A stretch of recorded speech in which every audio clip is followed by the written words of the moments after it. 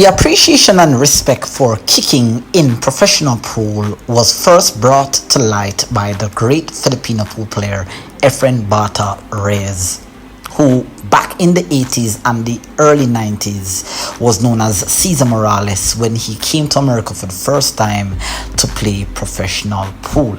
Of course, kicking is an aspect of the game where the cue ball hits a cushion and heads into the direction of an object ball somewhere on the table, where for the shot to be legal, the object ball or the cue ball must contact a rail after contacting the object ball.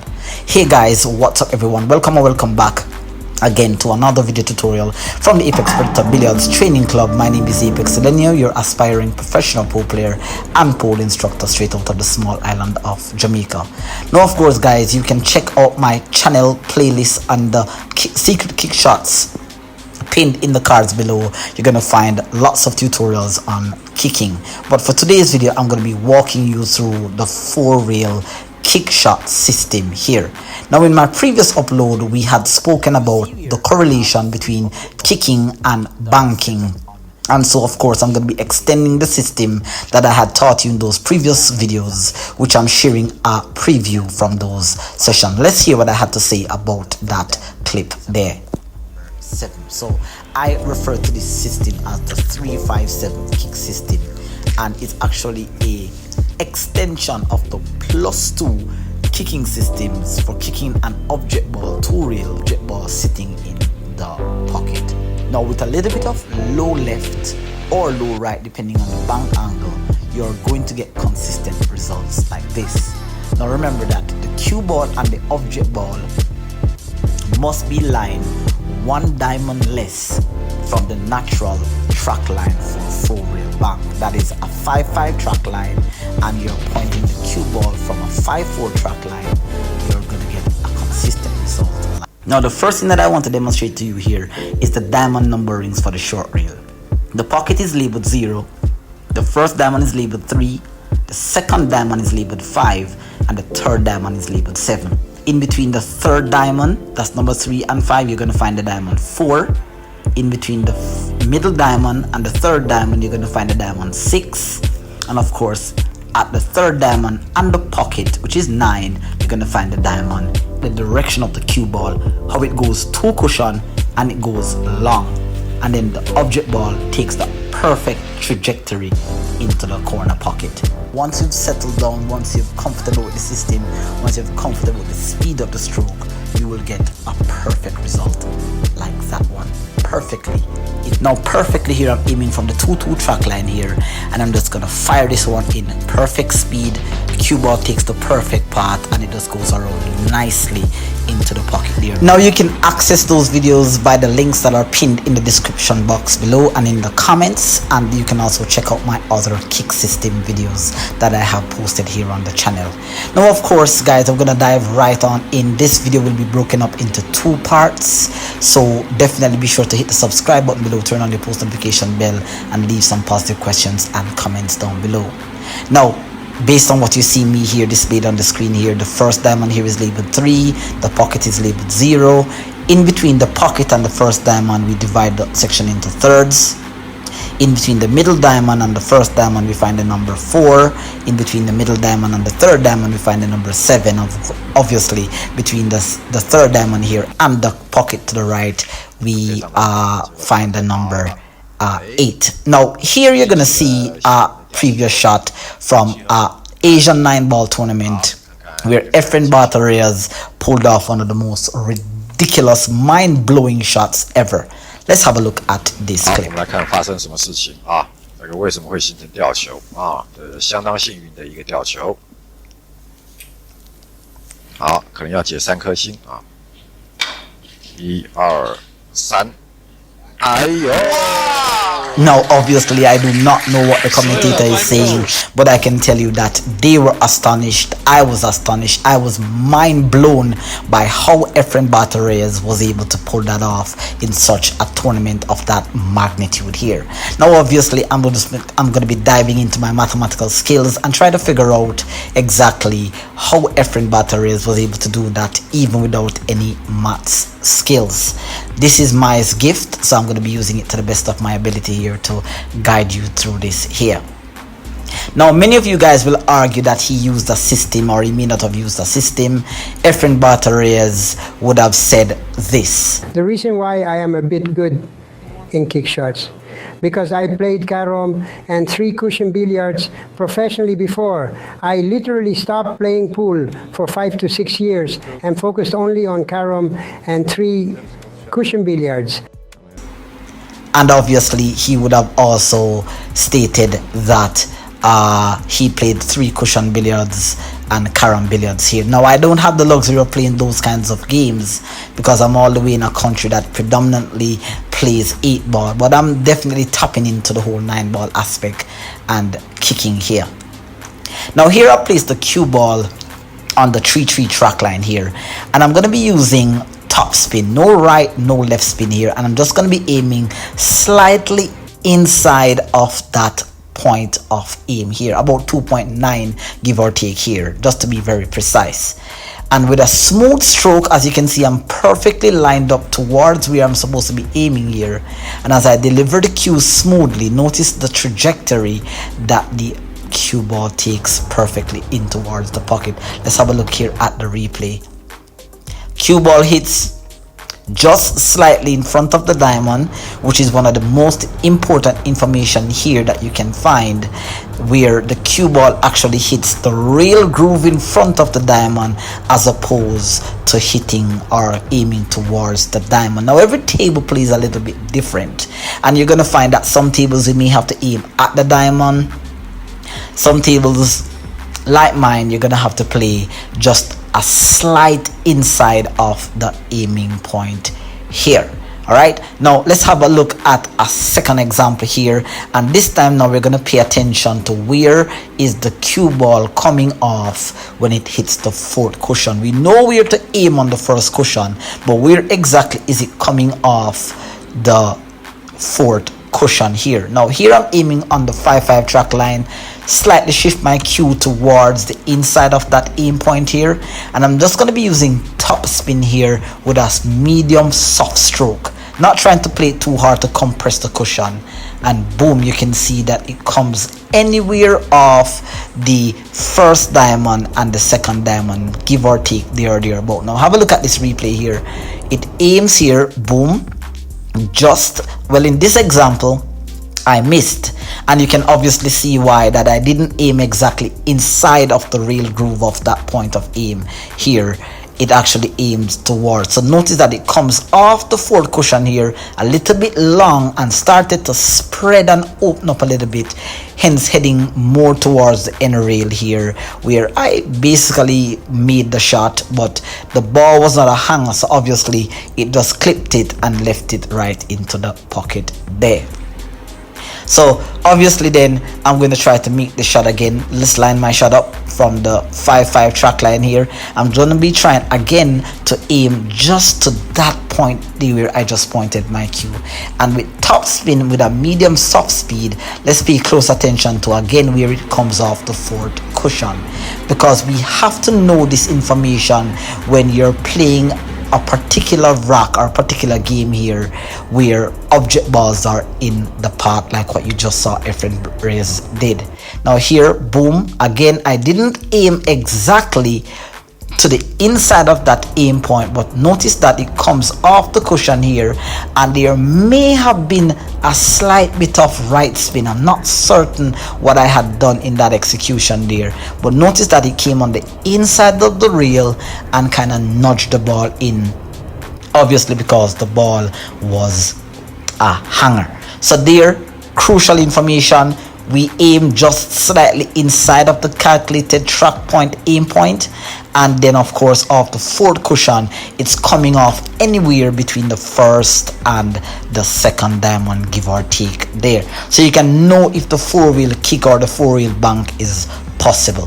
Now in this 3rd example, we're going to take an observation onto where it's coming off on the 2nd cushion, and if you were if you were actually noticing where it's coming off the 2nd cushion, it's coming off above the side pocket. Now for this example here, notice that I'm slightly elevated, so that little elevation there could have also caused why I may have been successful in this shot.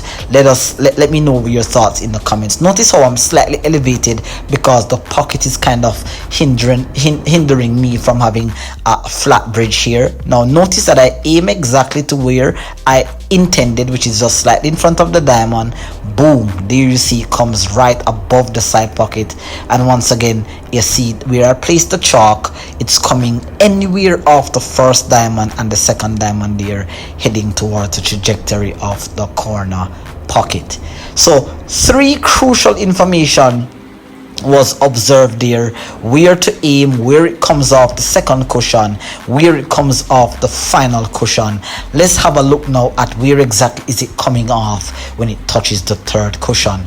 All of this information is a breakdown so you can know when you're in an actual rock and there's clusters in the way, you can know if it's possible for this kick shot. Because obviously Efren was way too smart for us to even, I don't know how he imagined that cue ball going through all that traffic there and heading towards that entrance, that exit point there. Now here I'm aiming from the 2-2 track line here, and just slightly on the inside here, compressing the rail slightly. That was a little hard. Notice that it heads exactly towards the trajectory, but too much speed on that shot there. Notice here I delivered the cue nice and smooth. Boom, hits exactly where I wanted it to hit. Notice the angle coming off here is going to head towards above the side pocket here, just slightly. Good. Then it heads off, boom, anywhere around the second diamond and the first diamond close to the corner pocket there. Anywhere in that region, you know that it's definitely heading into the 4 rail part there. So now that we have all this valuable information about the aim point, the second rail, the third rail and the 4 rail, we can literally envision ourselves playing the shot if traffic is in the way, once you know these exit points and these entrance point. All right, pay very close attention to how Chris Mellon here is envisioning the cue ball's path to go around the cushion through the traffic to make the shot. He called it into the there in the corner. Come on. He's trying to make this ball forward. It has to go in between all of the balls.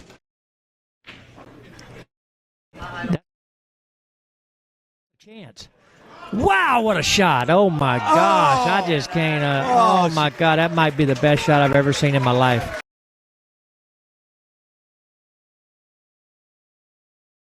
Now, we're going to be doing yet again another example.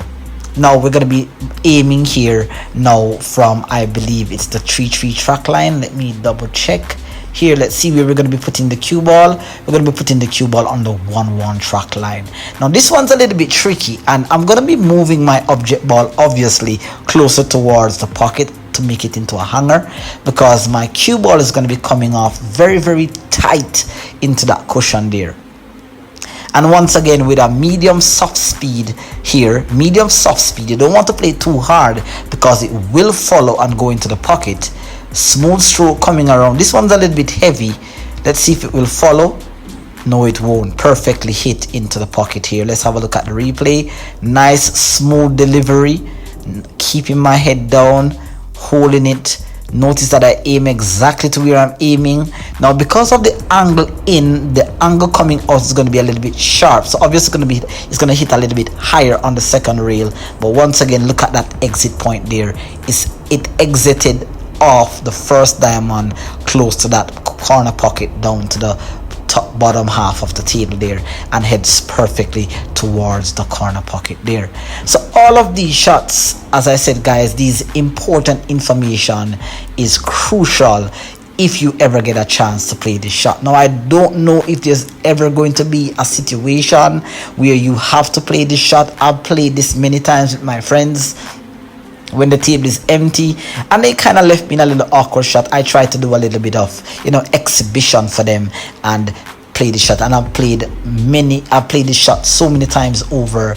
As I said, I've never had a game situation where this shot comes up, but it's always good to have these things to provide your opponent with an anaphylactic shock whenever it is that they have snookered you real tough.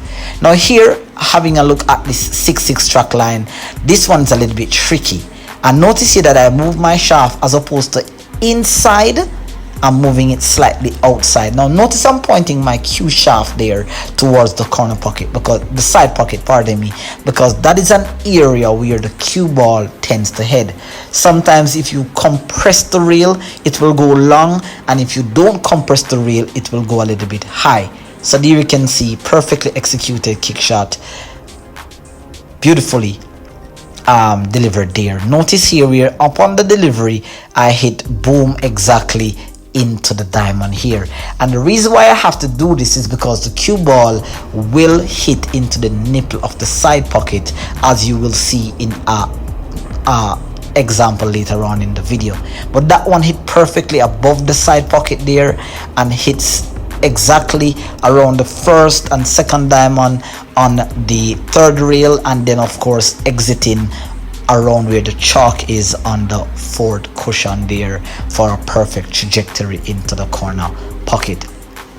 Now I'm going to be testing for consistency, because as I said to you guys, that sometimes when you play this shot it will go below the side pocket, and whenever it goes below the side pocket, it obviously means that you have played the shot a bit too hard and you would have compressed the rail. Notice I pointed my shaft that the potentiality lies where if I compress the rail, it can actually go below the side pocket. Now I was almost successfully making that shot. Notice here that I aim and it just went below the side pocket here, hits the second diamond, comes off a bit wide and started to come in and spread towards the pocket. So almost a successful attempt there, but cue ball didn't head exactly to where I wanted it to. So it's good that you have to understand. I think one of my subscribers left a comment on my channel stating that the amount of topspin also contributes to the trajectory and also the speed of the stroke here. So tricky one. I'm satisfied with the trajectory because I'm not trying to aim and make the shot. I'm trying to find the trajectory towards the corner pocket here. Now this one's a bit tricky, and you can see from that example, as I aim towards 7 here, it kind of hopped a little bit and head into the nipple, and this is something that you have to be very aware of, because sometimes you might know the shot but you're not aware of the breakdown. Where is the limitation of this shot? So here sometimes you have to, as opposed to aiming towards the diamond, you may definitely have to aim more inside of the diamond and compress the rail. Now in that example there, notice that I made the shot but the cue ball hopped, and notice that the closer the cue ball is to the rail and with more speed, boom, notice that it hopped into the air, which can significantly affect the path of the cue ball. So whilst it was a successful shot, I still have to attribute the shot to luck. Now I'm going to show you an experience that I had earlier with this shot here, where my opponent and I, we were playing a game of 10 ball, and he played an absolutely brilliant safety. And many of you guys, when I'm showing you these kick shots, you may think that they don't come up, but they do come up. For example, here my opponent played a one rail safety. He did disclose to me that he was trying to come off the second cushion, and as I walk around there and I do my little gestures, I was actually aiming up the 3 rail sit banner kick escape system here. So I was doing my calculation here, and you're gonna see how close I come to making this contact. Now this is not a 4 rail kick system, this is a 3 rail kick system, which I've already done on my channel. I'll leave a link pinned in the description box below, but I'm going to be redoing that video in a couple weeks here. And notice how as I execute this shot here, it hopped into the air again, and which changed the trajectory. So as it comes off there, notice that it barely missed, and that would have been a brilliant escape. But then again, as I said, you have to also beware of valuable information, knowledge, that when the cue ball is in close proximity to the rail, you must know that you have to tone down on the speed and increase the quality of the stroke. Now here, same position or slightly close to the position that I was before. I'm going to deliver much smoothly here, heading below the side pocket, coming around the second diamond there and nudging that ball in. I'm satisfied. It wasn't exactly into the pocket there, but notice that I toned down my speed, and then it catches the second diamond, opens up, catches around the third diamond, and then it begins to close in here. So as I said, guys, depending on your table, whether you're playing with a new cloth, it's a new table, you have to test this system out. And this is good to have in your bag of tricks, because your opponent will leave you in a position and think that they have gotten away when these are the things that you've learned here on this channel there. All right, so valuable information there. We've learned about entrance point, second rail contact, third rail contact, exit point, and how you know when the shot is possible there. Now I know that it's going to come up that what about when the cue ball is not on a track line? I'm almost certain that you guys are going to be asking me that. So I have to demonstrate to you here that it's still possible with just what is called a parallel shift. Now here I've just rolled my cue ball into open space here, and I'm placing my cue ball on the nearest track line that I know naturally takes me to the corner with top spin. Now it seems as if that the cue ball is closest to the 3-3 track line, and as I parallel shift my cue over, that has to be carefully done. Notice that it ends up being about 3.2 here. Now I think I'm going to miss this shot, but it's not going to be by much. Well, it's obviously going to be by much because I compressed the rail and I may have had a bit of side spin on that. Definitely I was testing it out because I thought that maybe a little bit of side spin might be needed, but it obviously worked out that no side spin was required. So that's going to re-aim up again here, because mistakes are allowed to be made in practice and in training, so you can know what to do when the actual situation comes up here. Now here I'm aligning, taking a little bit long, just verifying my aim point here, shifting over, and then just tilting back the tip right back in here, and now aiming from here just with a slight parallel shift, top spin, no right or left spin here, coming around nicely and heading into the trajectory there. Now I didn't make the shot, but that's fine because I found the correct path that the cue ball is supposed to take here. Once again, a final example before I close off on this clip here. Rolling the cue ball out here, finding the nearest track line. It seems as if the cue ball might be nearer to the 4-4 track line here, and just a slight parallel shift over here, and just adjusting on the inside here, just like that, just slightly with top spin. The cue ball should find the trajectory, and you're going to find that the cue ball often lies close to a trajectory of the track lines, the natural track line. Now I did scratch again, as I said, guys, the focus is not on the track line or on making the shot. Perhaps obviously we want to be successful in making the shot, but the aim is to find out the trajectory, entrance point and exit points on the rail, so when traffic is in your way you can know exactly where to aim here. All right, now of course you're seeing here that we're going to be heading into the second phase of this video. Do not forget to hit the subscribe button below, guys, because I'm going to be posting this video in a couple of hours. We're going to be looking at when the cue ball is not on the track line and it's going beyond where spin becomes your best friend. All right, so thank you guys for watching. Leave your positive comments and suggestions down below. I'd love to learn from you here. Check out the next video that's coming out, as well as the other videos that I have posted here on my channel. 1-reel kick systems, 2-reel kick systems, so much and so more that is here on the channel for you. Until then, take care and I'll see you in the next clip. Bye bye.